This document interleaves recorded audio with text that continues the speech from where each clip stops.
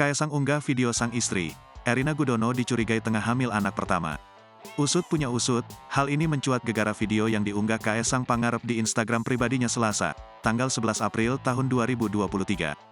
Video tersebut memperlihatkan Erina Gudono tengah duduk di depan meja sembari memakai masker. Setelahnya, Erina Gudono membentuk love sign dengan jarinya ke arah sang suami. Caption di unggahan tersebut bertuliskan wakakaka yang berarti tertawa ngakak.